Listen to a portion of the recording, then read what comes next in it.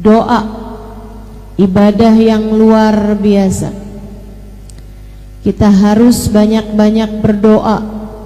Saya sering bilang, jangan jadikan doamu hanya sekedar, sebab doa adalah semua yang kamu perlukan. Jangan cuman berdoa sedikit. Kamu justru sebaiknya sedikit-sedikit berdoa. Dikit-dikit doa, dikit-dikit doa. Itu yang seharusnya kita lakukan. Mencontoh manusia paling agung, baginda kita Nabi besar Muhammad. Nabi itu selalu berdoa. Saudariku sekalian yang saya muliakan, Nabi Muhammad tuh begitu, selalu berdoa. Nabi Muhammad diam-diam berdoa. Nabi Muhammad berdoa dalam diam dan diam-diam berdoa. Nabi Muhammad banyak doanya sebab beliau sedikit-sedikit berdoa. Ngelihat orang soleh ibadah, Nabi Muhammad doa, ya Allah terimalah ibadahnya.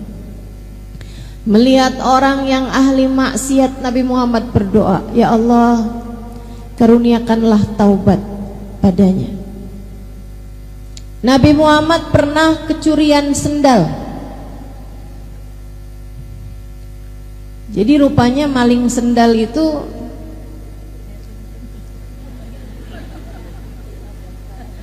ada sanatnya ya.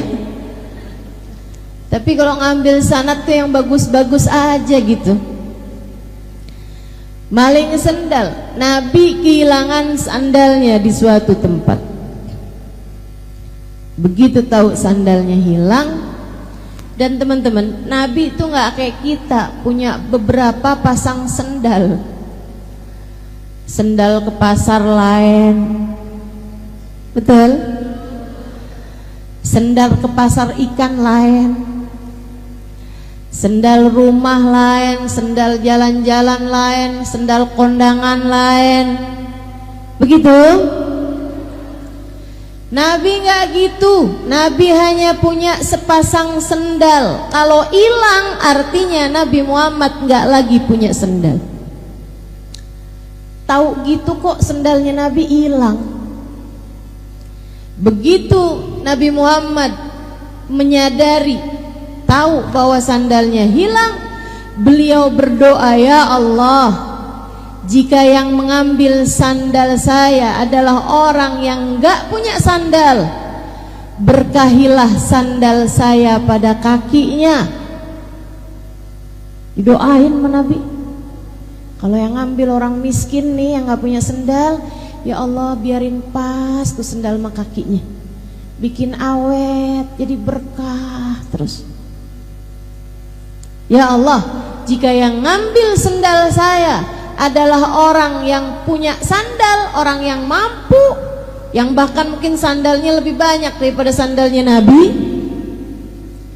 ya Allah jadikanlah ini dosa terakhir yang dia lakukan, karuniakanlah taubat kepadanya.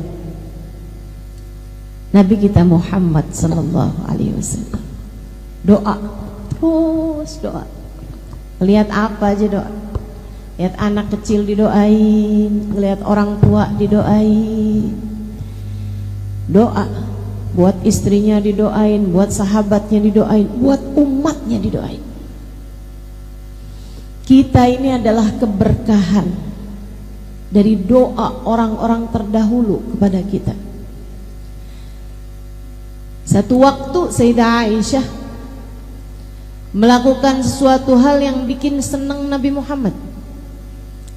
Nabi senang. Kemudian Nabi Muhammad mendoakan Sayyidah Aisyah, Allahumma ighfir li Aisyah ma qaddamat ma akharat ma alanat ma asarat ma alimat ma lam ta'lam.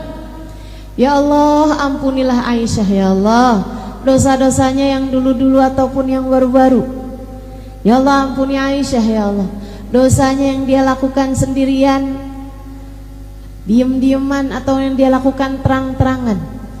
Ampuni Aisyah ya Allah dosanya yang dia tahu ataupun yang dia nggak tahu. Sayyidah Aisyah dengar didoain kayak begitu, senengnya luar biasa sampai semburat merah keluar di pipi beliau. Senyum Sayyidah Aisyah. Nabi Muhammad tanya, "Farihti bidu'ai ya Aisyah? Kamu senang karena mendengar doaku ini wahai Aisyah?" "Bala ya Rasulullah, hadzal yaum id indi." Betul wahai Rasul, ini hari kayak lebaran buat saya.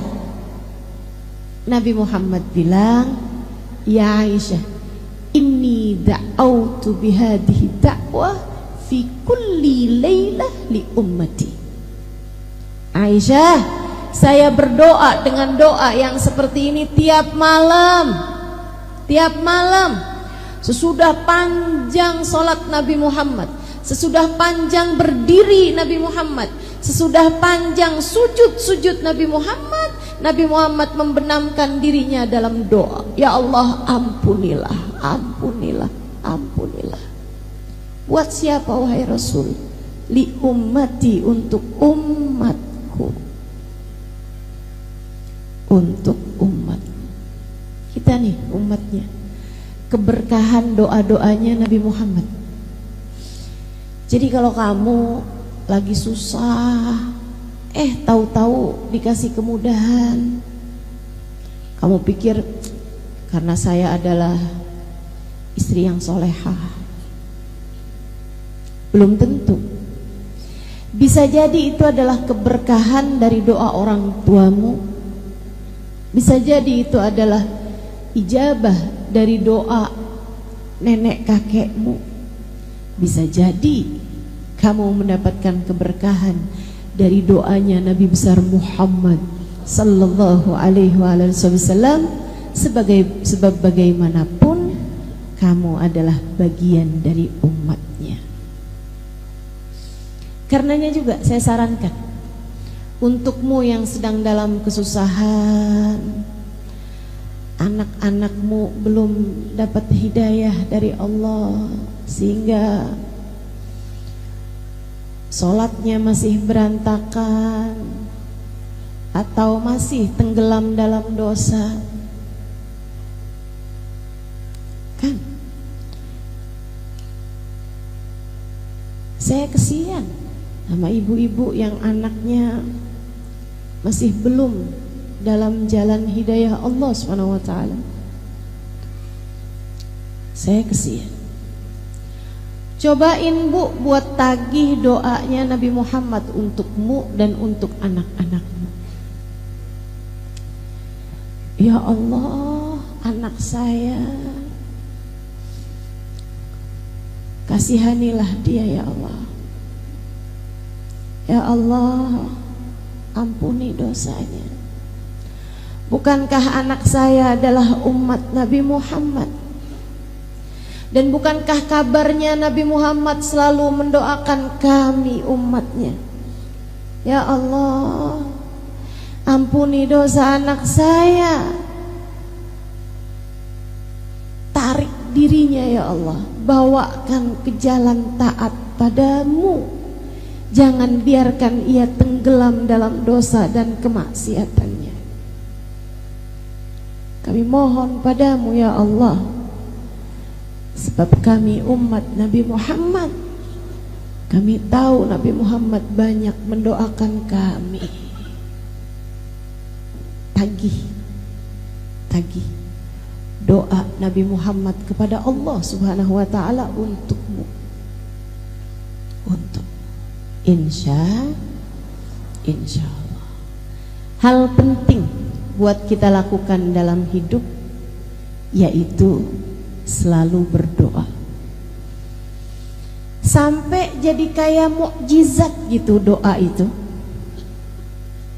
Sampai kayak jadi sesuatu hal yang kita kira nggak bisa, kalau dengan doa tuh jadi bisa. Bu, saya ini orang kampung. Bapak saya bukan ulama, ibu saya bukan ulama. Orang di sekeliling saya nggak ada yang mondok pesantren zaman saya masih kecil dulu. Sepupu-sepupu saya nggak ada yang mondok pesantren. Diawali oleh kakak saya, kemudian saya memutuskan untuk pondok pesantren juga. Saya nggak pernah menyangka bahwa kemudian Allah Subhanahu wa Ta'ala akan menyibukkan saya dalam jalan dakwah ini. Tapi saya merasa bahwa apa yang sedang saya lakukan saat-saat ini adalah merupakan ijabah doa dari orang-orang terdahulu yang telah mendoakan saya. Mukjizat, mukjizat. Dengan doa yang bukan siapa-siapa jadi sesiapa. Dengan doa segala kesulitan-kesulitan berganti kemudahan. Dengan doa yang gak mungkin-mungkin jadi mungkin. Dengan mukjizat doa segala yang mustahil menjadi mungkin. Jangan remehkan doa. Jangan remehkan doa.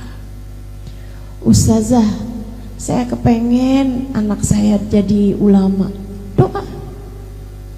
Tapi anak saya udah terlanjur besar-besar. Cucu deh kalau enggak. Cucu. Doa. Doa aja terus.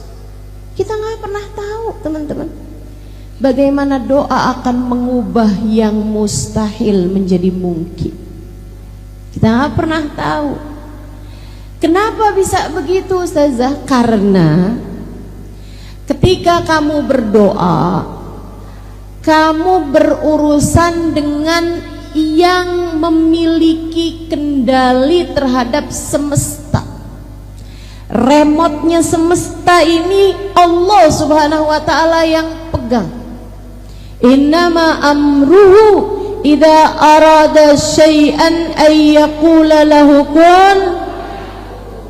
Sungguhnya urusan Allah Subhanahu wa Ta'ala, apabila menghendaki segala sesuatu tinggal berkata jadilah, maka jadilah sesuatu tersebut.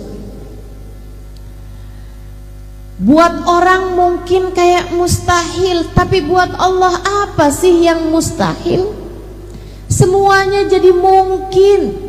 Karenanya jangan berhenti berdoa dan jangan remehkan doa, sebab itu adalah sumber kekuatanmu yang sesungguhnya.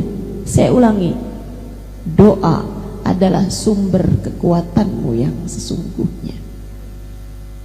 Maka jangan remehkan doamu dan jangan jauh-jauh dari doa. Doa terus, doa terus. Jangan sedikit berdoa, akan tetapi kamu seharusnya sedikit-sedikit berdoa. Insya Allah. Urusan ijabahnya itu insya Allah. Man wufiqa lid-du'a lam yuhramul ijabah, kata Sayyidina Ali. Siapa yang ditakdirkan berdoa, Allah akan berikan kepadanya ijabahnya. Sebab meskipun berdoa itu kayak saya kepengen, saya mau minta sama Allah, saya mau doa sama Allah, kayak kamu gitu yang menghendaki, pada kenyataannya hanya yang dikehendaki Allah untuk berdoa, dia yang akan berdoa. Kita lihatnya kayak kita yang maju duluan baru Allah ijabah, padahal sebenarnya undangannya udah dikasih duluan. Padahal sebenarnya Allah Subhanahu wa Ta'ala menghendaki, maka Allah Subhanahu wa Ta'ala menjadikan hamba-hamba yang diinginkan dekat dengannya, dialah yang kemudian akan menyibukkan dirinya dengan berdoa. Makanya ayat tentang doa salah satu dari ayat favorit saya dalam Al-Quran. Salah satu, ada beberapa ayat-ayat yang lain, dan semua ayat-ayat Al-Quran memiliki keindahan-keindahannya tersendiri. memiliki sir-sirnya tersendiri. Tapi kalau saya sebut sebagai ayat favorit saya, karena saya merasa bahwa ayat ini indah, kena buat saya, dan saya rasa itu juga kena buat kamu. Salah satu dari ayat indah, ayat yang kena buat saya adalah ayat mengenai doa ini. A'udzu billahi minasyaitonir rajim. Wa idza sa'alaka 'ibadi anni fa inni qarib. Ujibu da'watad da'i idza da'an. Falyastajibu li wal yu'minu bi la'allahum yarshudun. Wa idza sa'alaka ibadi anni fa inni qarib. Apabila ada hambaku, bukan hambaku, hamba-hambaku, ibad. Apabila ada hamba-hambaku bertanya kepadamu wahai Nabi Muhammad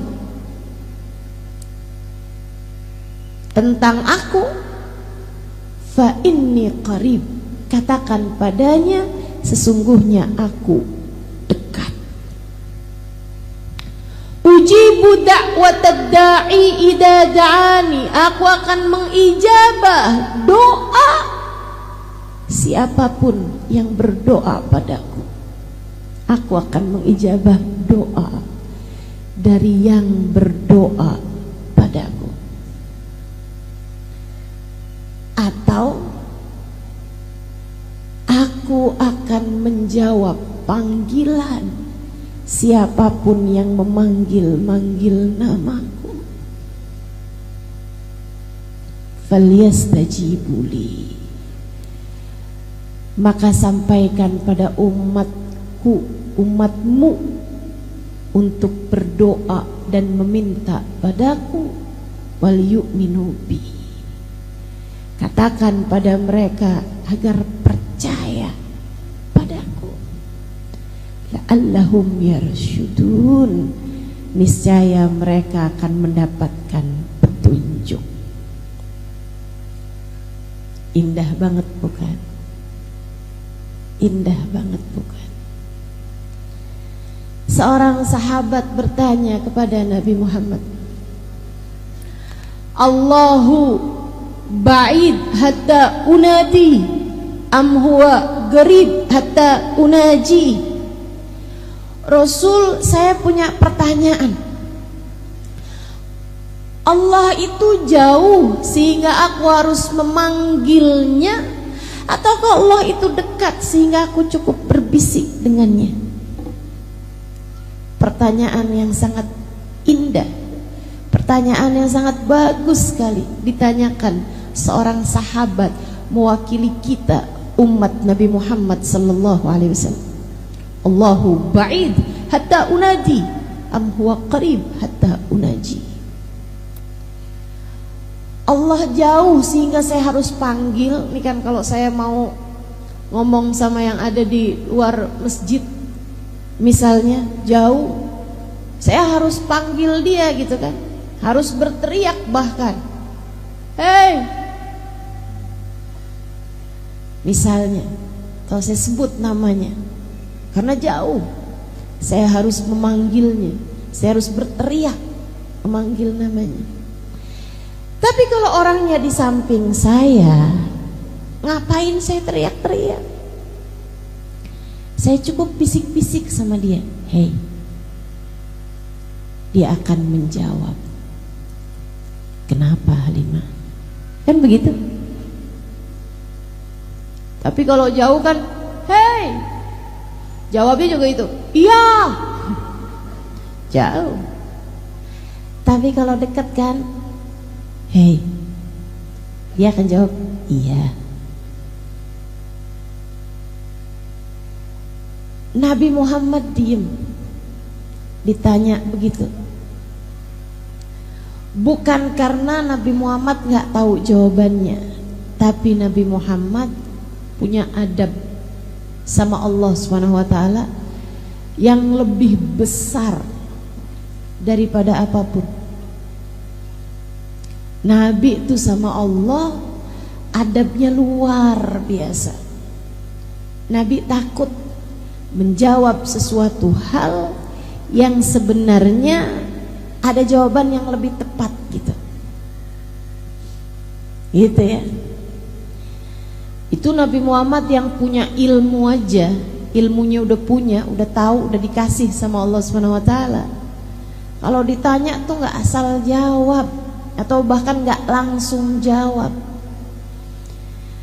Kalau teman-teman juga gitu, seharusnya kita nih jadi umatnya juga kayak gitu. Kalau kamu nggak tahu jawabannya, jangan asal jawab. Ustazah Halimah orang mana sih? Orang Tasik.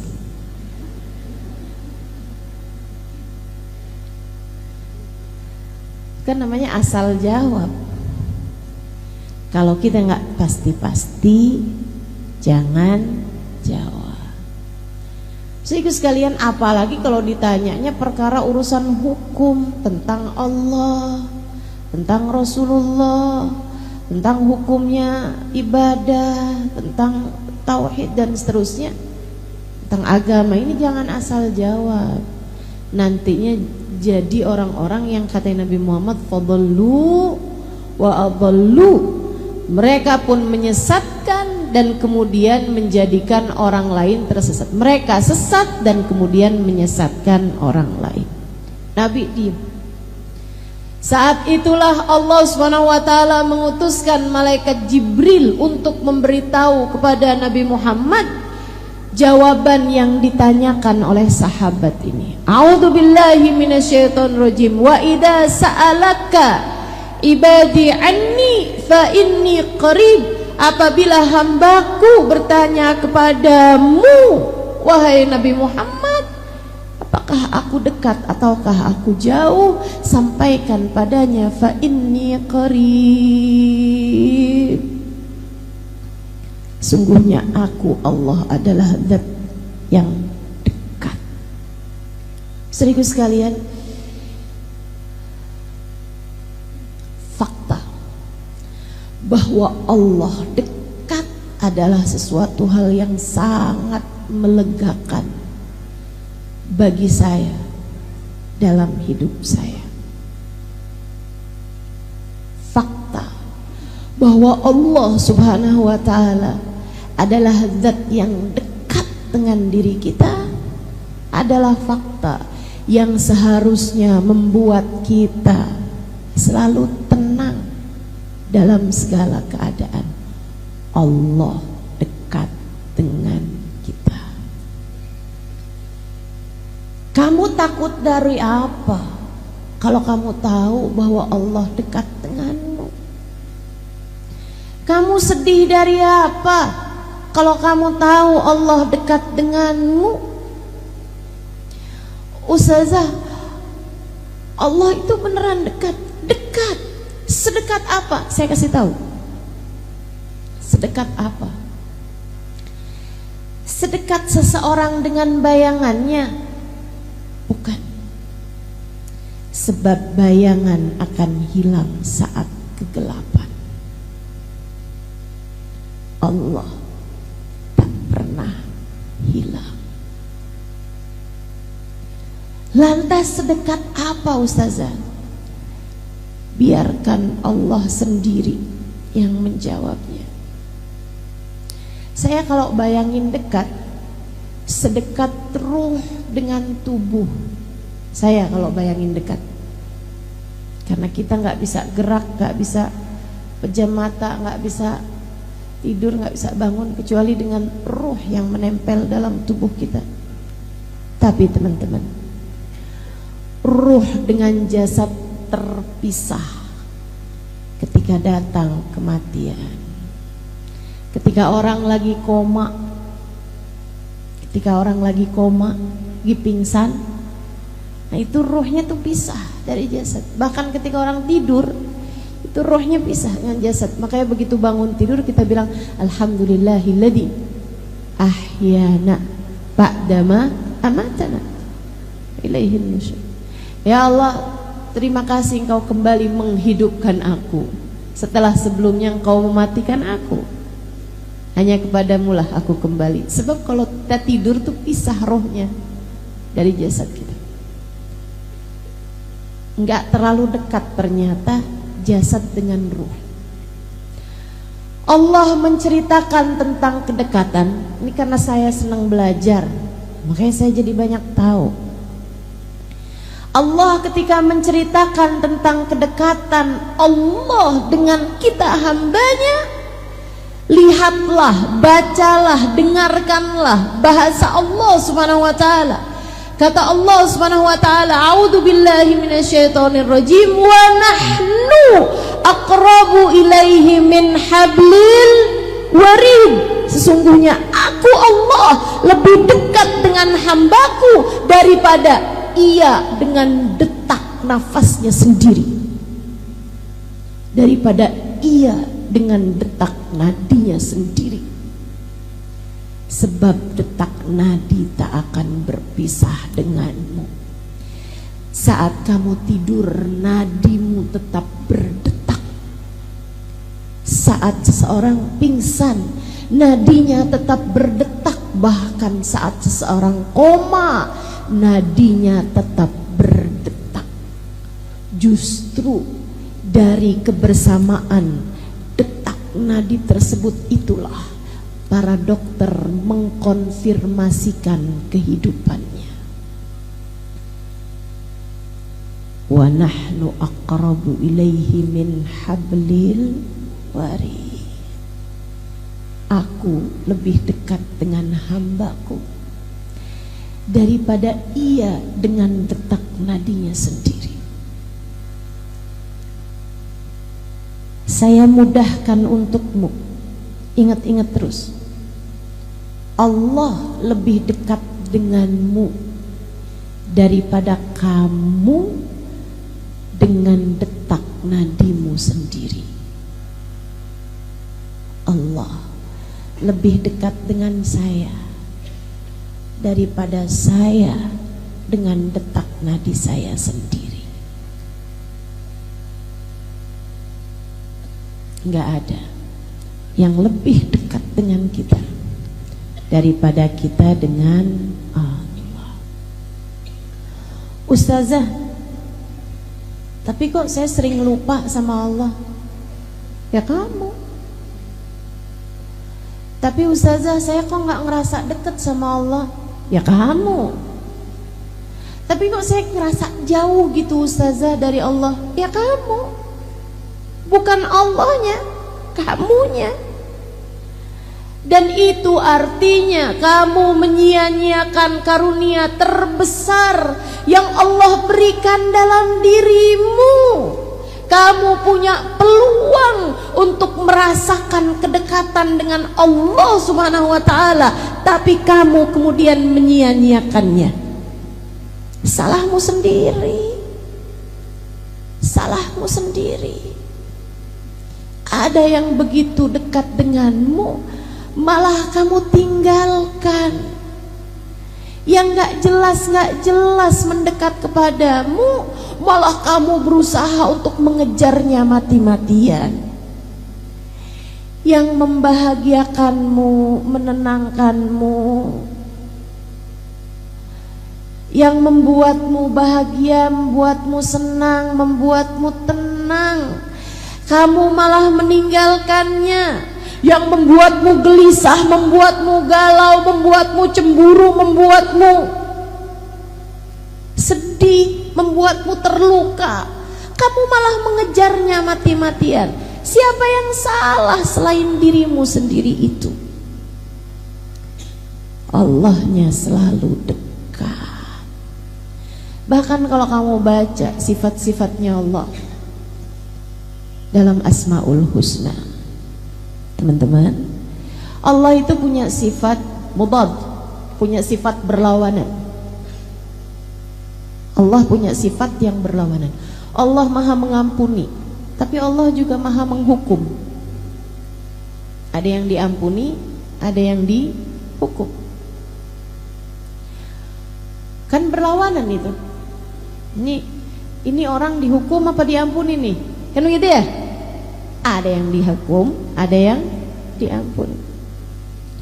Allah maha lemah lembut, tapi Allah juga maha latif. Allah juga maha jabbar, qahhar, maha garang, maha kuat, maha kejam. Allah juga maha lembut, maha penuh kasih sayang, tapi juga al-muntaqim, al-jabbar, sifat yang berlawanan. Tapi Allah punya sifat qarib, dekat. Dan silahkan baca Asmaul Husna dari awal hingga akhirnya, tak akan kamu dapati Allah menyebut dirinya dengan ba'id, jauh, gak ada. Artinya Allah tidak pernah jauh darimu. Artinya Allah selalu dekat denganmu. Jangan sia-siakan kedekatanmu dengannya. Wa idza sa'alaka 'ibadi anni fa inni qarib ujibu da'watad da'i idza da'an. Aku mengijabah doa siapapun yang berdoa padaku. Faliyastajibuli, maka mintalah padaku. Wal yu'minu bi, dan tetaplah percaya padaku. Kalian akan selalu berada dalam jalan petunjuk. Kalian akan selalu berada dalam jalan terang. Kamu tidak akan berada dalam kegelapan. Jadi kalau kamu ngerasa kok hidup saya nih kayak dalam masa-masa gelap, saya sekarang ini kayak di langit hidup saya nih kelabu. Kenapa ya? Kelabu langit saya tidak juga tersingkirkan. Kenapa saya habis ini kena ini, habis ini kena ini? Kayak sedih mulu nih hidup saya nih, kayak gelap mulu nih hidup saya. Kamu tahu jawabannya sekarang. Karena kamu kurang dekat. Bukan Allahnya, tapi kamu kurang dekat dengan Allah Subhanahu wa ta'ala. Kamu sih menjauh terus, kamu sih menghindar terus, kamu sih dikasih kesempatan seindah ini dalam kehidupan untuk berdoa, untuk meminta, untuk berzikir, untuk dekat dengan Allah Subhanahu wa ta'ala. Tapi kamu yang berlari-lari, menghindar, menjauh darinya, hingga Allah kemudian ulurkan tali kepadamu berupa musibah demi musibah, yang sebenarnya tujuan Allah adalah hendak menarikmu kembali di sisinya. Karenanya sering saya sampaikan kepada para istri yang mengadu kepada saya, Ustazah, suami saya ninggalin saya, Ustazah, suami saya kesangkut. Sangkut apa? Pagar janda belakang rumah.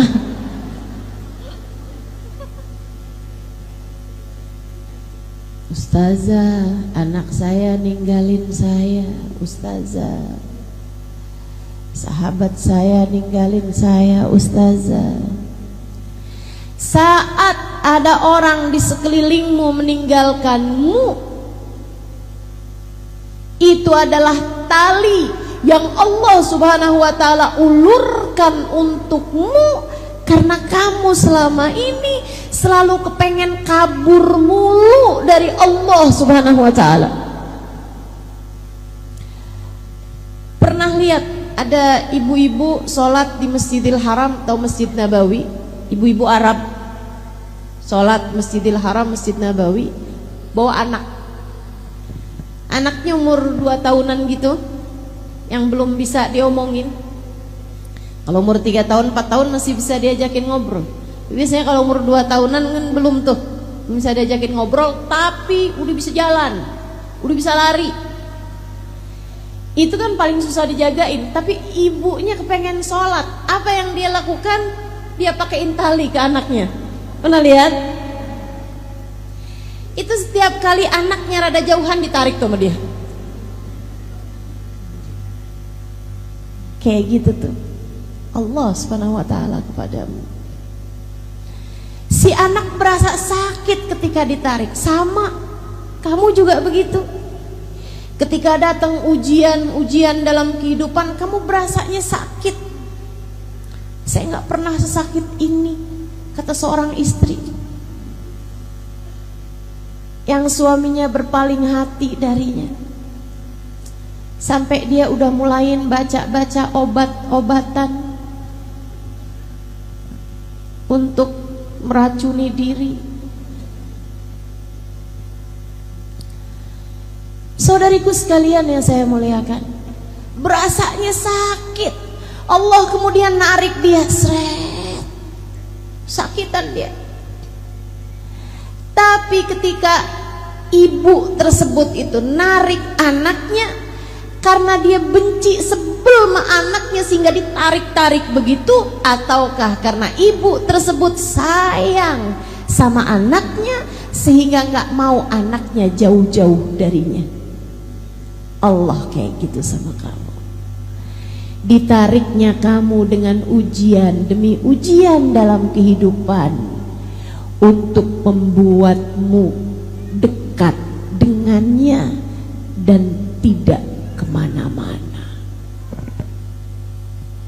Karenanya kepengen hidupnya tenang, damai, jangan kemana-mana.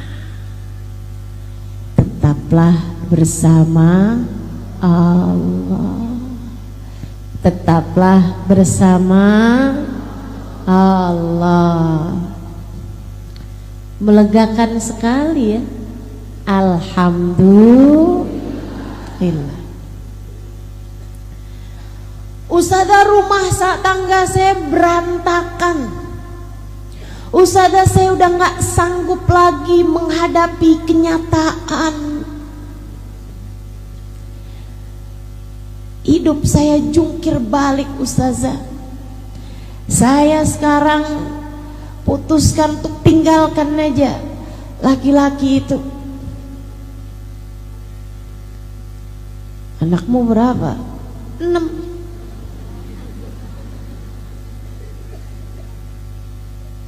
Bu, orang berumah tangga tuh ada setannya.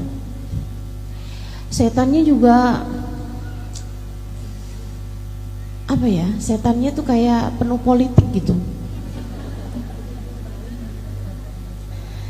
Dia tuh punya banyak cara gitu. Dan namanya setan kan. Setan kan gak ada ceritanya cara yang kayak gini haram. Ya setan emang ngerjain yang haram-haram.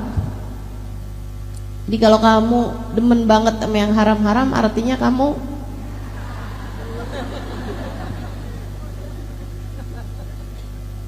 rumah tangga tuh ada setannya. Tahu namanya? Ya tuh pada kenal. Orang kalau lagi pacaran, setannya tuh berusaha untuk deketin hingga terjadi perzinaan kalau lagi pacaran. Tapi kalau udah menikah, setan ganti visi misi. Setan itu terjadi penyerahan jabatan ketika seseorang menikah. Itu kan? Nih, tugas saya udah selesai. Katanya setan yang ngajakin zina. Sekarang dia udah nggak zina lagi tuh, suami istri. Kalau melakukan hubungan intim kan udah nggak zina lagi. Nih, tugas saya udah selesai. Sekarang tugas kamu udah SIM. Oke, siap. Nih, job desk kamu dibuka, memisahkan pasangan suami istri dengan segala macam caranya. Politik tahu semua dia.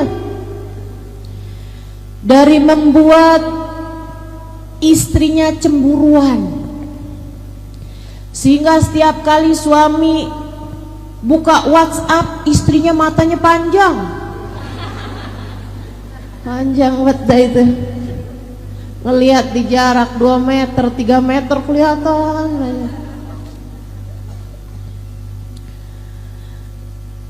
Sehingga kalau suaminya nerima telepon, telinganya panjang. Masya Allah. Dia nggak tahu ada dasim lagi ngebisikin. Suami kamu ngapain tuh? Suami kamu lagi ngobrol sama siapa tuh? Kelihatannya kayak ketawa-ketawa gitu dia. Ya Allah. Sedang ada yang bergerilya dalam rumah tangga kita. Kamu kemudian mencari pembenaran, ustazah, lebih baik mencegah daripada mengobati. Kamu nggak tahu itu bahasanya dasim itu. Nggak ada ceritanya kayak begitu. Suamimu miliknya Allah, kamu pun miliknya Allah. Semua manusia di atas muka bumi ini miliknya Allah Subhanahu wa ta'ala. Udah nggak usah sibuk sama perlakuan orang padamu, sibuk saja kamu dengan apa yang menjadikan penyebab kedekatanmu dengan Allah Subhanahu wa ta'ala. Saudaraku sekalian, kamu menjalani kehidupan sebagai perjalanan panjangmu menuju Allah, maka jangan biarkan apapun mengalihkan hal tersebut darimu. Udah aja, biarin Allah, serahkan semuanya kepada Allah. Saudaraku sekalian saya muliakan, jangan pernah mau jauh-jauh dari Allah Subhanahu wa ta'ala. Hidupmu berantakan. Allah ketika lihat nih hatinya kemana-mana, tidak bersama denganku. Oh, akhirnya kemudian Allah lihat dia tambah jauh, Allah lemparkan ujian-ujian dalam kehidupan. Mendekatlah terus kepada Allah. Gimana caranya mendekat? Falyastajibuli. Berdoalah, ud'uni astajib lakum. Berdoalah niscaya akan aku ijabah, kata Allah Subhanahu wa ta'ala. Berdoalah niscaya akan aku ijabah. Enak bener gitu doang ya Allah. Iya, gitu doang. Panggil namaku, aku akan jawab panggilanmu. Minta padaku, aku akan memberi kepadamu. Teman-teman saudaraku sekalian, bener banget kalau Sayyidina Umar bin Khattab sampai bilang, inni la akhaf du'ai ghairu mustajab. Saya nggak takut doa saya nggak mustajab, nggak takut saya. Saya nggak takut doa saya nggak diijabah, saya nggak takut. Yang saya takutkan adalah Allah tidak lagi mengizinkan saya untuk berdoa. Ketika seseorang dalam hidupnya nggak doa, dia kira dia yang ngerasa nggak perlu mendoa, padahal kenyataannya Allah yang tidak mengizinkan dia untuk memanggil-manggil namanya. Kenapa? Karena dia sudah tidak lagi berharga di sisinya. Maka berdoalah, jangan pernah jauh-jauh dari doa. Jangan pernah jauh-jauh dari Allah dengan selalu kamu memanggil-manggil namanya dalam doa. Dalam sholat kamu doa, terutamanya di sujud-sujudmu itu. Ya Allah, jangan tinggalin ampunin saya. Ya Allah, ampuni saya.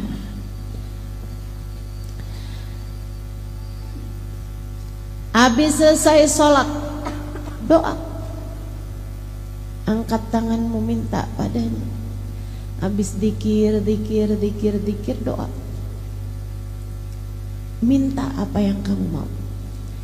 Kata Nabi Muhammad, orang kalau habis selesai sholat nggak doa, itu kayak orang habis kerja belum nerima bayarannya udah jalan. Sayang, kamu punya doa mustajab, kenapa nggak kamu pakai? Pakai dulu, ambil gajinya, ambil bayarannya, berdoalah. Kalau perlu sebelum kakimu bergerak, sebelum pindah posisi duduk, doa dulu.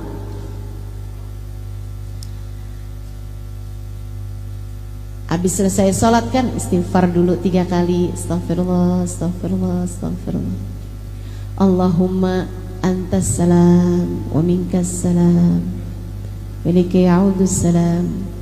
Fahyina rabbana bis salam wa adkhilnal jannata. Habis itu kemudian baca ayat kursi, kemudian baca subhanallah 33 kali, alhamdulillah 33 kali, Allahu akbar 33 kali, akhiri dengan la ilaha illallah wahdahu la syarikalah, lahul mulku wa lahul hamdu, yuhyi wa yumit wa huwa ala kulli syai'in qadir. Kemudian angkat tanganmu, doa. Angkat tanganmu, doa. Apa yang menjadi hajat-hajatmu? Keperluan kita sama Allah tuh banyak sekali.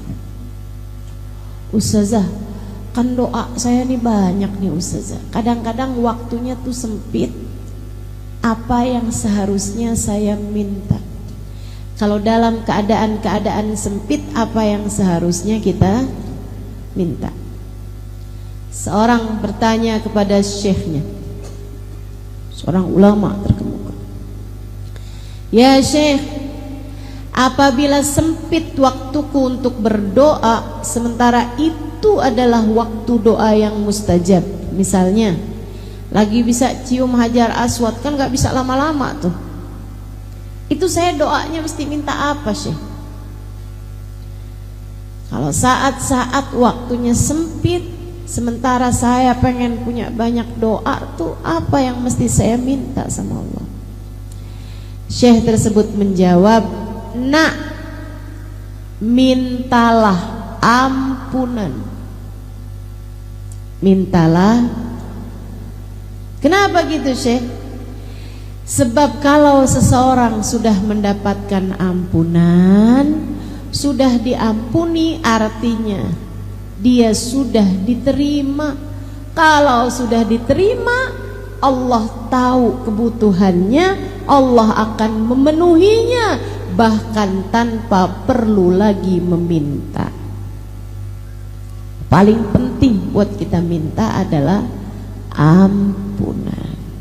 Bukan berarti yang lain gak penting, tapi paling pentingnya, nomor satunya buat kita minta nih adalah ampunan. Jadi kalau kamu tanya, serta apa yang paling perlu buat kita minta, nomor satunya adalah ampunan. Kenapa gitu? Yang ngaca aja, dosanya banyak kok ngerasa gak perlu ampunan tuh gimana? Ada di sini yang dosanya dikit? Ayo nih, angkat tangan, cung. Ada di sini yang dosanya dikit? Nggak ada. Ada yang kurang dikit, ustazah dosa saya. Kayaknya udah kebanyakan semua nih dosa-dosa kita ini. Emang bener tuh yang disampaikan Nabi Allah Adam alaihissalam. Rabbana zalamna wa illam taghfir lana wa tarhamna lanakunanna minal khasirin. Ya Allah, kami telah banyak berbuat dosa, kami telah membolimi diri kami, Ya Allah, jika Engkau tidak ampuni, jika Engkau enggak sayangi, hancurlah kami ya Allah. Jika Engkau tidak sayangi, jika Engkau tidak ampuni, hancurlah kami ya Allah. Kayak hal pertama yang harus kita minta kepada Allah adalah ampunan. Ya Allah, tolongin saya, ampuni saya ya Allah. Tolongin saya, ampuni saya ya Allah. Perlu saya rasa untuk dilakukan, terutama buat yang nggak pernah kerjain ini. Cari waktu sepimu, cari waktu yang kamu sendirian, mandilah, mandi taubat. Habis selesai mandi seluruh tubuh, saat mandi itu kamu juga sambil bilang, ya Allah, andai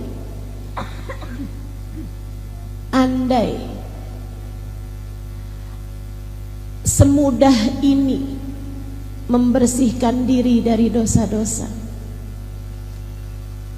andai membersihkan dosa semudah membersihkan badan ini ya Allah.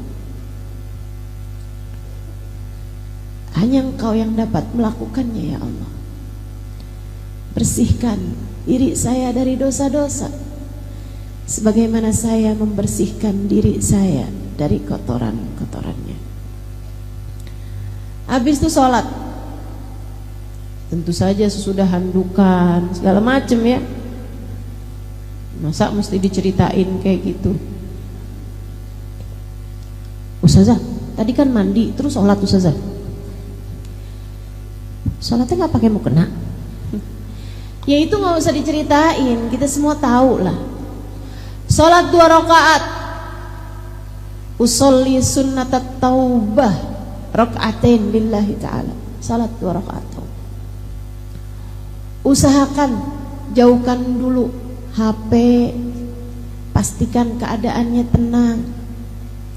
Karena bagaimanapun kamu lagi khusyuk gitu, terus tiba-tiba kedengaran dari HP kamu, Shopee.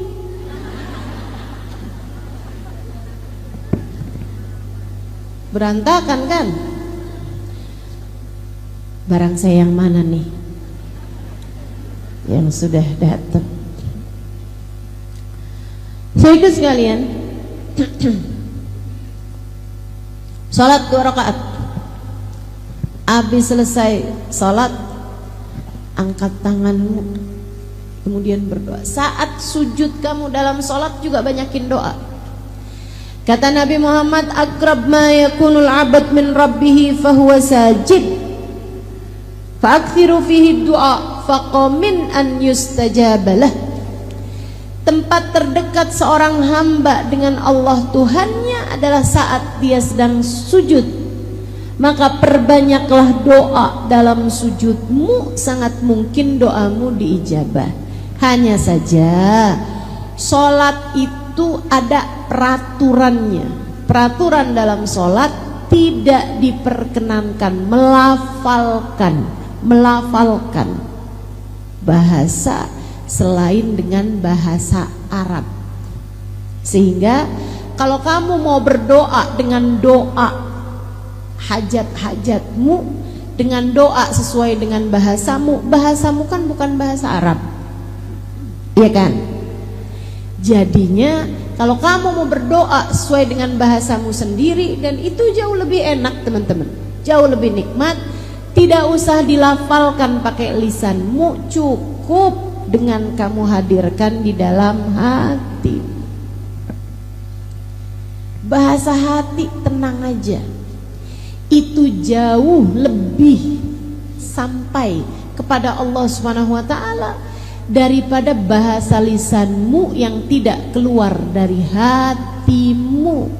Allah mendengarkan hati kita lebih terang daripada kita mendengarkan ucapan dari lisan seseorang.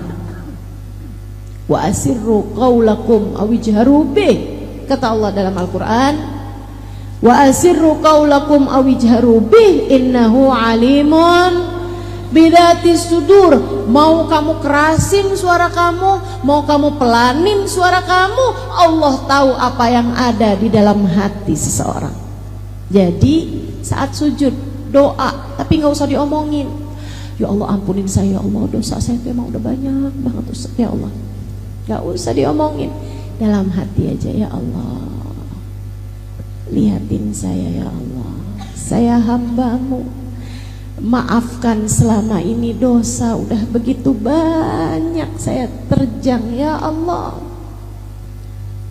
Saya datang padamu memohon ampunan ya Allah. Ampunilah segenap dosa-dosa saya yang saat ini sedang berada dalam kekalutan hubungan rumah tangga, yang saat ini sedang berada dalam keadaan darurat karena saldo sudah minta maaf, diminta maafin nomor rekening. Mohon maaf saldo Anda sudah habis. Saudariku sekalian yang saya muliakan, yang saat ini sedang dalam keadaan sempit kehidupannya, sempit hatinya, atau yang saat ini sedang merasa ya Allah sakit kok terus-terusan begini ya, cobain, kerjain yang saya sampaikan padamu ini. Mandi taubat, sholat taubat. Kemudian sesudahnya, nih dengerin saya, kamu ingatin dosa kamu sama Allah. Ingat-ingatin dosa apa aja yang selama ini udah kamu kerjain. Ustazah malu, kamu udah ngerjainnya dulu, ya gak apa-apa, sekarang ingetin dulu.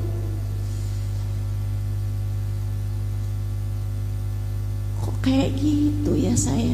Ya itu kamu tuh emang berantakan hidupmu, betul? Berantakan hidup kita, betul? Inget-ingetin dosa kamu. Lihat-lihatin lisan kamu pernah berdosa apa aja, telinga kamu pernah berdosa apa aja, mata kamu pernah berdosa apa aja, hati kamu pernah berdosa apa aja. Banyak diantaranya yang merupakan dosa-dosa besar. Enggak ustazah, saya enggak pernah zina, saya enggak pernah minum minuman keras, saya enggak pernah ngebunuh orang ustazah, saya enggak pernah kerjain dosa-dosa besar. Riba? Riba bagaimana? Ada banyak diantara kita. Saya bahkan mendengar kabar, fakta yang saya berharap semoga ibu-ibu yang ada di sini nggak sampai kena begituan. Bu, Indonesia ini adalah negara dengan judol terbesar seluruh dunia. Kata nenek-nenek, judol apa saja? Judi online, Nek. Terjebak pada judi. Kok bisa perempuan-perempuan pada main judi? Gara-garanya adalah karena mereka ngambil pinjol. Nenek-nenek nanya lagi, pinjol apa Anda ustazah? Pinjaman online, Nek.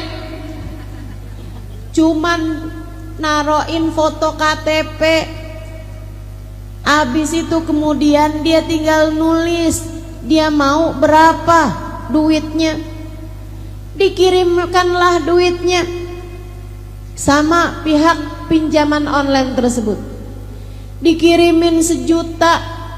Itu dalam beberapa waktu bunganya naik-naik terus, sampai kadang-kadang hutangnya cuma 3 juta, akhirnya kemudian berbunga bisa sampai belasan juta karena nggak kebayar-bayar. Kamu pikir itu bukan dosa besar?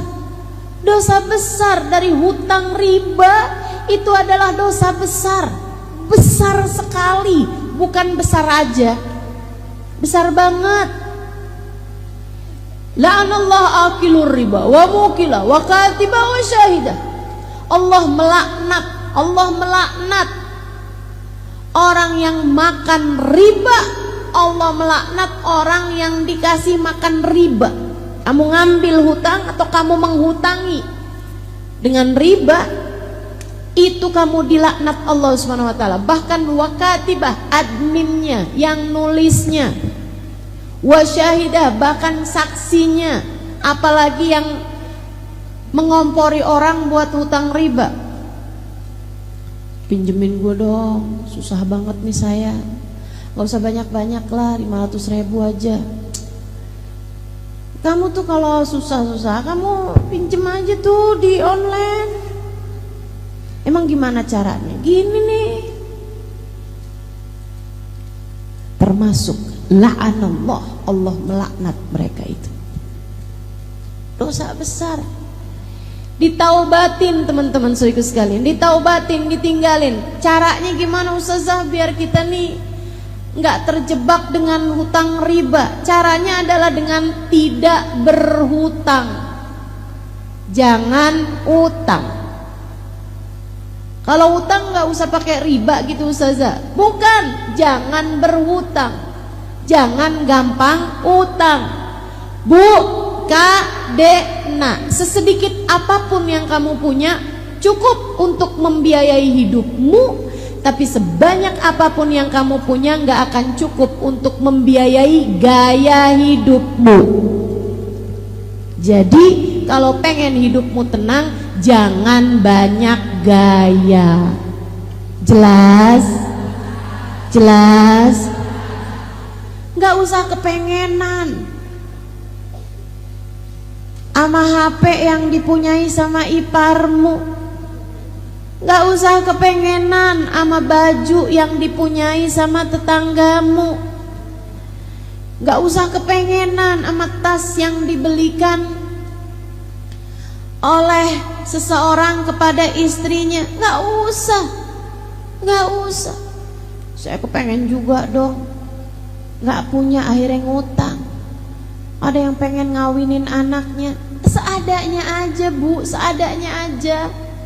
Gak usah pakai segala ngutang-ngutang.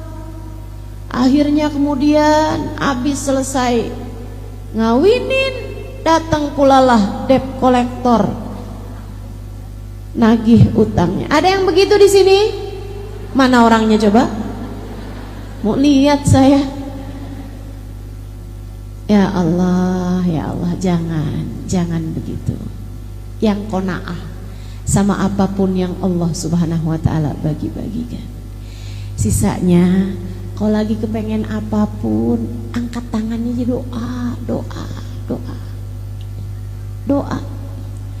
Ibu-ibu, doa itu ajaib luar biasa. Betapa Allah Subhanahu wa taala memberi kepada kita seringkali bahkan dari arah yang tidak kita sangka-sangka. Kita hanya perlu untuk selalu berdoa.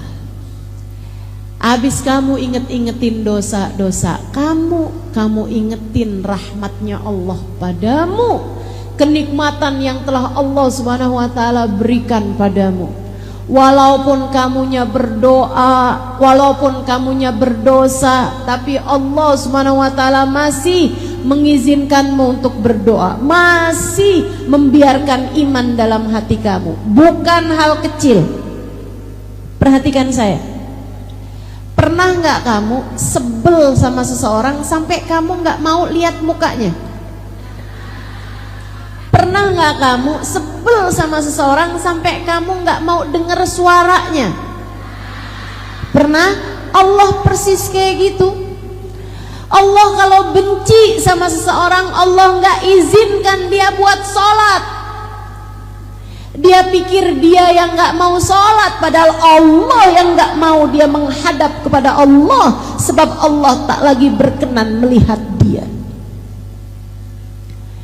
Dia pikir dia nggak doa, percuma saya doa, saya nggak mau doa lagi, saya mau berhenti berdoa, saya nggak lagi mau berdoa. Dia pikir dia yang nggak mau doa, padahal Allah yang tidak mau mendengar suaranya. memanggil-manggil nama Allah SWT, Allah tak lagi berkenan. Karenanya saat kamu selesai sholat taubat, kamu bilang, ya Allah, besar dosa-dosa saya, tapi Engkau masih juga berkenan untuk membiarkan saya sujud padamu. Engkau masih berkenan untuk membiarkan saya menyebut-nyebut namamu, memanggil namamu. Terima kasih ya Allah, maafkan saya ya Allah, maafkan saya ya Allah. Abdukal abi raji' ilaik. Ya Allah, saya hambamu yang selama ini kabur darimu, saya kembali kepadamu. Ya Allah, terimalah saya. Kemudian mulailah kamu menyebut-nyebut nama Allah, memanggil-manggil nama Allah. Nggak usah pakai yang lain-lain, yang gampang aja, diajarkan sama para ulama. Ada di dalam kitab I'anatul Talibin ala Syarhi Fathil Mu'in. Mulailah dengan kamu menyebut nama Allah, memanggil nama Allah. Kamu panggil begini nih, ya Allah, ya Allah, ya Allah. Tiap kali kamu sebut namanya, kamu hadirkan dia di dalam hatimu. Kamu berdoa padanya, ya Allah, jangan tinggalkan saya. Lisanmu menyebut ya Allah, hatimu berbisik, tetaplah ada untuk saya. Ya Allah, pandanglah saya dengan pandangan kasih sayang. Ya Allah, tetaplah ada untuk saya ya Allah. Ya Allah, ampuni dosa saya ya Allah. Ya Allah, sayangi saya ya Allah. Ya Allah, nasib saya ada dalam genggaman-Mu ya Allah. Ya Allah, jika Engkau tidak menyayangi saya, hancurlah saya ya Allah. Binasalah saya ya Allah.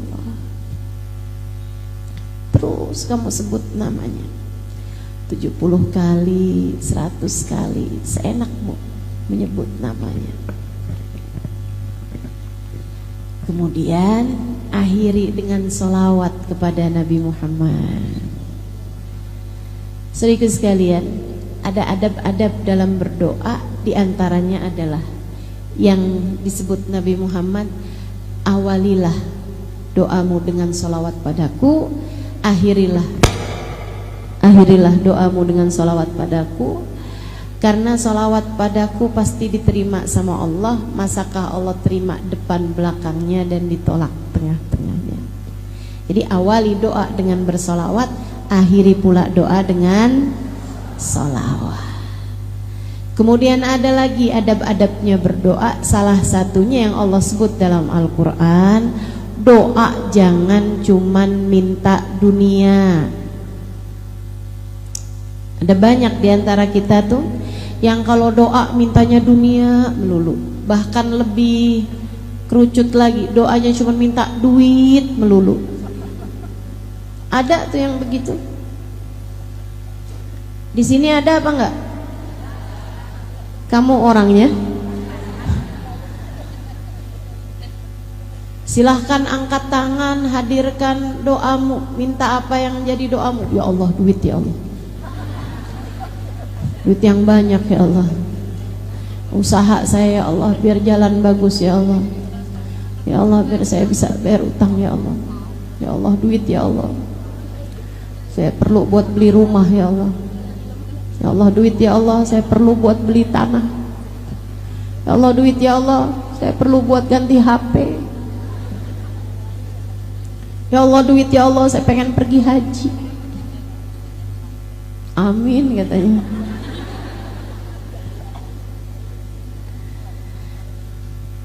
Ibu, bahkan urusan haji itu bukan cuma urusan duit. Saya dulu haji bayarnya cuma 4 juta. Berangkatnya dari Yaman.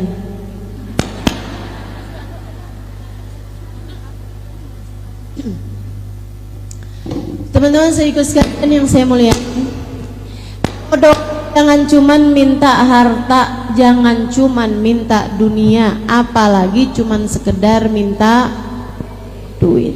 Malu sama Allah. Enggak malu apa? Malu, Bu. Saya sih malu. Malu sama Allah Subhanahu wa taala. Ada banyak hal-hal besar yang kita perlukan. Kok cuman yang diminta duit aja? Disindir sama Allah dalam Al-Qur'an. A'udzubillahi minasyaitonirrajim. Wa minhum man qala rabbana atina fid dunya falaysa lahu fil akhirati min khalaq. Wa minhum man qala rabbana atina fid dunya hasanah wa fil akhirati hasanah wa qina adzaban nar. Ulaika lahum nasibum mimma kasabu wallahu sari'ul hisab. Kata Allah, ada tuh hamba-hambaku yang kalau doa tuh tiap angkat tangan mintanya, ya Allah kasih buat dunia saya, ya Allah kasih buat dunia saya, ya Allah saya minta duit, ya Allah saya minta jodoh, saya minta sehat, semuanya dunia. Ustazah minta kesehatan, dunia juga. Sesuatu hal yang tidak kamu bawa mati artinya dunia, artinya untuk dunia. Semua yang gak kamu bawa mati akhirnya untuk dunia. Saya tanyain, kalau kamu mati suami kamu ikut bawa masuk dalam kubur apa enggak? Enggak. Kalaupun kamu mau narik dia ke dalam kuburan, dianya gak mau.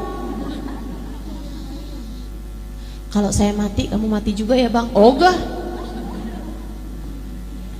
Saudaraku sekalian, saya mulai, apapun yang tidak kamu bawa mati bagian dari dunia, dan apapun yang tidak kamu bawa mati jangan kejar mati-matian. Hartamu, rumahmu, termasuk suamimu, termasuk anak-anakmu bagian dari dunia. Gak usah segitunya minta. Saya menikah udah lebih daripada 20 tahun, tapi saya nggak dikasih anak, belum dikasih anak, nggak tahu saya. Nggak dikasih anak sama Allah Subhanahu Wa Taala. Apakah saya minta mati-matian urusan anak? Enggak. Ngapain? Yang saya minta mati-matian adalah ampunan. Yang saya minta mati-matian adalah hidayah. Yang saya minta mati-matian adalah kasih sayang Allah Subhanahu Wa Taala kepada saya.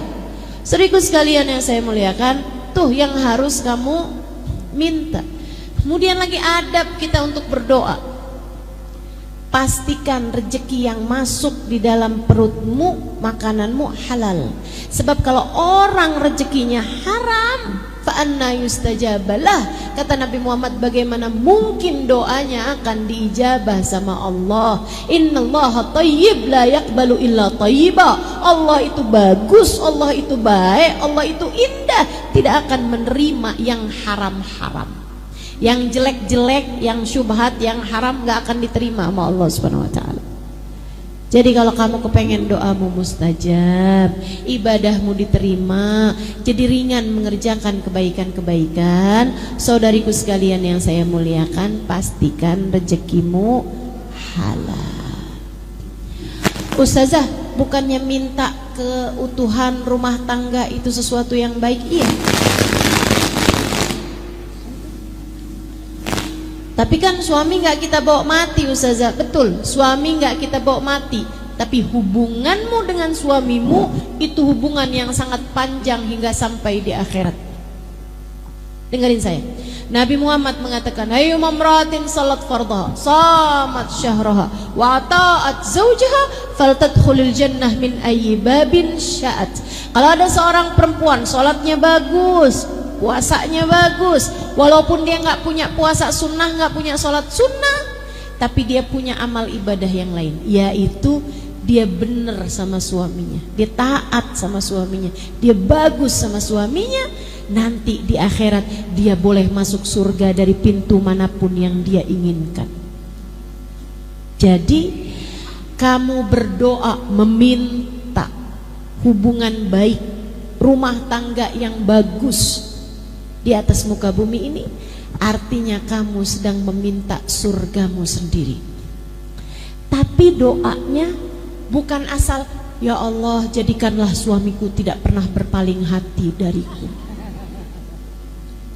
Jangan biarkan ada pelakor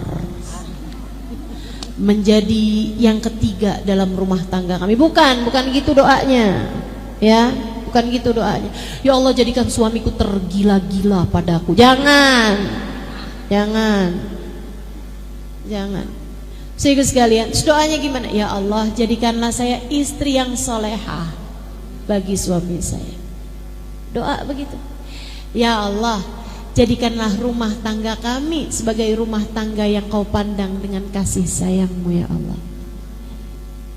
Kemudian siapa yang kepengen rumah tangganya utuh, rumah tangganya bagus, rumah tangganya dalam cinta dan kasih sayang Allah, seringlah berdoa bersama-sama, sholatlah dengan berjamaah, mengerjakan kebaikan bersama-sama, sedekah barengan, baca Quran, baca zikir habis sholat bersama-sama.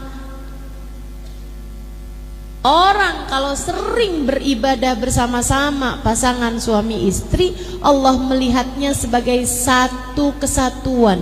Dengarkan saya, yang sudah dipersatukan oleh Allah, tidak ada sesiapapun yang dapat memisahkannya. Siapapun yang dipersatukan Allah, tidak ada siapapun yang dapat memisahkannya. Bersatunya dengan apa Ustazah? Bukan dengan harta, bukan dengan jabatan, bukan dengan rupa. Bukan berarti kalau saya cantik suami saya nggak akan kemana-mana. Siapa bilang? Ibu-ibu sekalian, kalau kamu kepengen hati suamimu nggak kemana-mana, tidak kepada yang haram, akan tetapi kepadamu yang halal, jadilah kamu hamba Allah Subhanahu wa Ta'ala yang solehah. Sebab Allah kalau cinta sama seorang hamba, Allah jadikan hati hamba-hambanya yang soleh-solehah mengarah kepadanya. Gitu. Tenang, hati suami kamu tuh adanya dalam genggaman Allah. Jangan dikit-dikit cerai, jangan dikit-dikit nuntut suami. Kamu gak bisa kayak suami orang. Maksud kamu selama ini kamu bukan orang gitu? Saya gak mau hidup sama kamu, dah saya mau pisah aja sama kamu. Gak gitu ceritanya, gak gitu. Minta keutuhan rumah tanggamu sama Allah, jadilah istri yang solehah dan beribadahlah bersama-sama. Insya Ustazah, doain anak itu termasuk dari minta dunia? Bukan. Itu bagian dari minta agama. Tapi kan anak kan gak saya bawa mati Ustazah. Betul, anakmu gak kamu bawa mati. Tapi apa yang dikerjakan sama anakmu sesudah kamu mati nanti, jika ia adalah kebaikan, akan mengalirkan pahala kepadamu dalam alam kuburmu. Dan jika dia adalah dosa demi dosa, bisa jadi mengalirkan dosanya ke dalam alam kuburmu.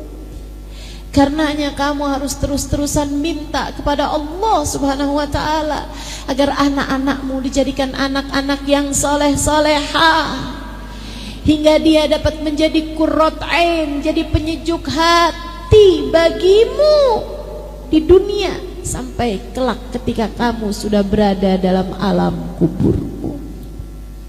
Minta. Wa minhum man qala rabbana atina fid dunya hasanah wa fil akhirati hasanah wa qina adzabannar. Kita kalau doa minta, ya Allah karuniakanlah kepada kami dunia kami kebaikan, akhirat kami kebaikan, jauhkan kami dari siksa api neraka-Mu ya Allah. Ulaika lahum nasibum mimma kasabu. Kalau yang kamu minta adalah akhirat selain daripada kamu minta dunia, maka Allah Subhanahu wa Ta'ala akan memberi sesuai dengan doamu itu. dan juga Allah Subhanahu wa taala Sari'ul Hisab, adalah zat yang cepat dalam membalas. Maka yuk kita akhiri majelis kita ini dengan kita udah ngerti sekarang.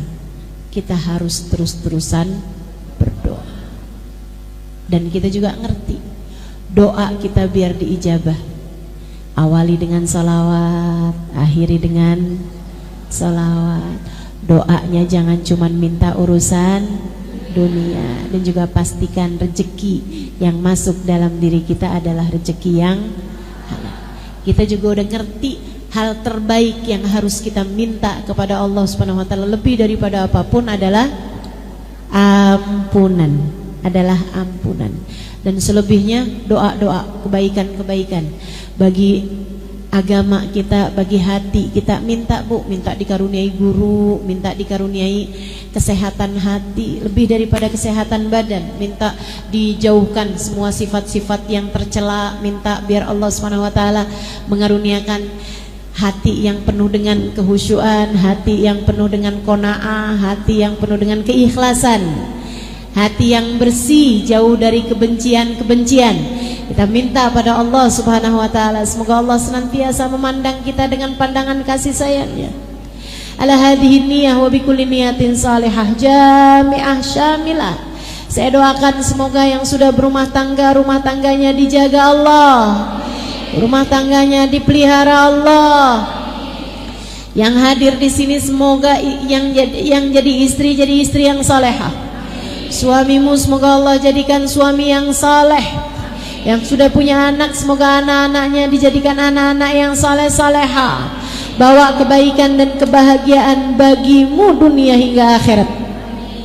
Untuk segala kebaikan-kebaikan kita minta pada Allah Subhanahu wa taala. Ya Allah, jauhkan saya dari dosa-dosa dan dekatkan saya dengan taat padamu ya Allah. Jauhkan kami dari dosa-dosa dan dekatkan kami dengan taat dan ibadah padamu ya Allah. Ala hadhihi niyyah wa bikulli niyatin salihah jami'ah syamilah ila hadratin Nabi Muhammad sallallahu alaihi wa alihi wasallam. Al-Fatihah bersama-sama. A'udzu billahi minasyaitonir rajim. Alhamdulillahi Rabbil Alamin Ar-Rahmanir Rahim Maliki Yawmiddin Iyyaka na'budu wa iyyaka nasta'in Ihdinas siratal mustaqim Siratal ladzina an'amta 'alaihim ghairil maghdubi 'alaihim waladdallin.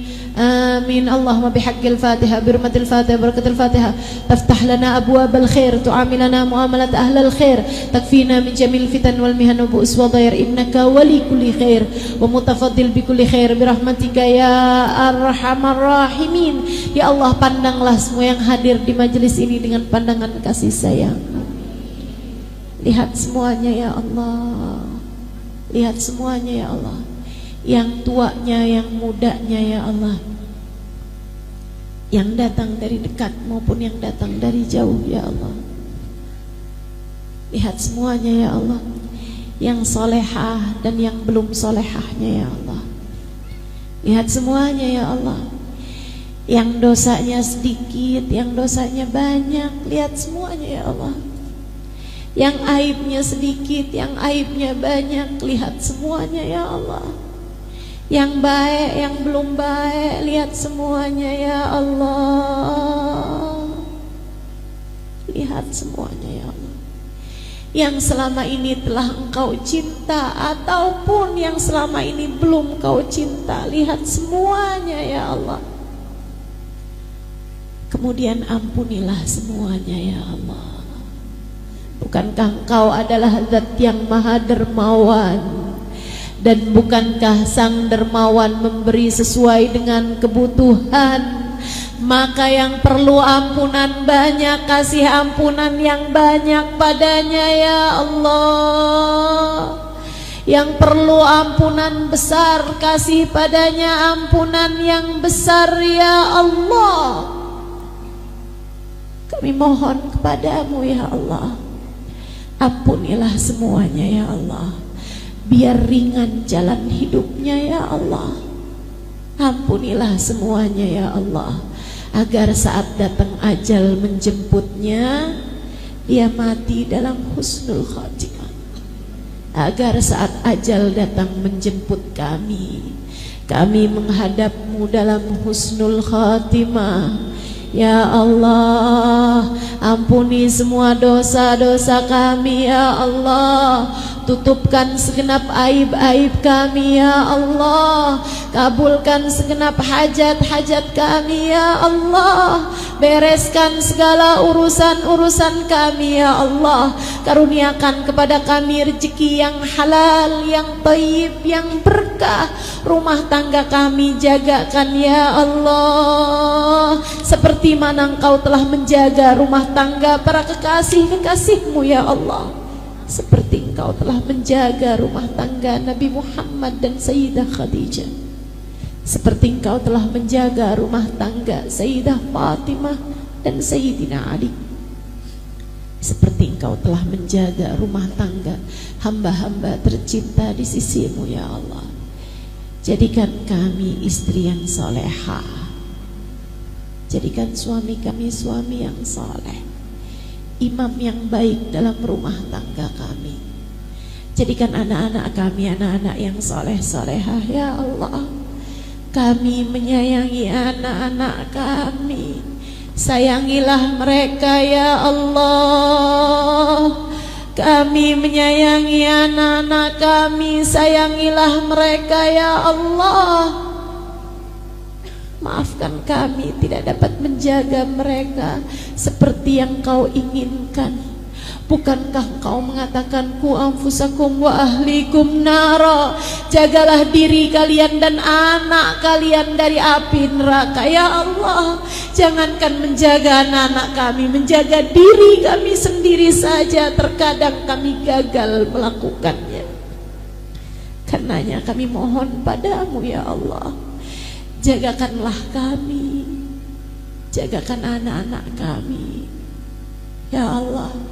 Jaga kami, jaga anak-anak kami, seperti Engkau telah menjaga hamba-hamba-Mu yang tercinta di sisi-Mu ya Allah. Kami mohon kepadamu ya Allah,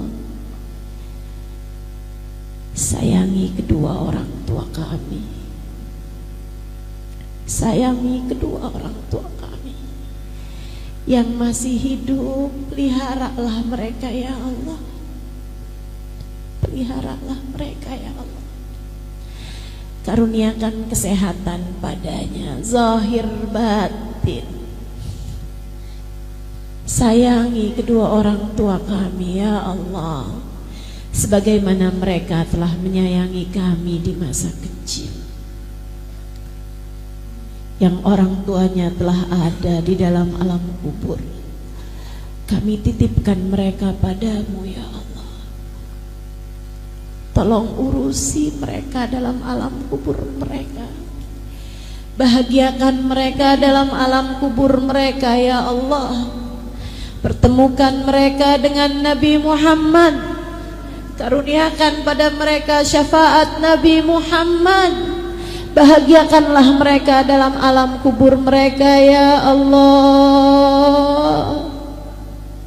Sayangi kami dimanapun dan kapanpun kami berada. Sayangi saat mampu kami, sayangi saat tidak berdaya kami, sayangi saat sehat kami, sayangi saat sakit kami.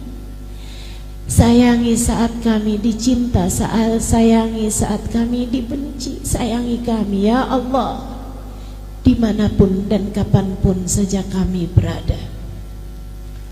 Ya Allah, ya Allah, ya Allah. Kami mohon padamu, apabila datang ajal menjemput kami, matikan kami dalam husnul khatimah.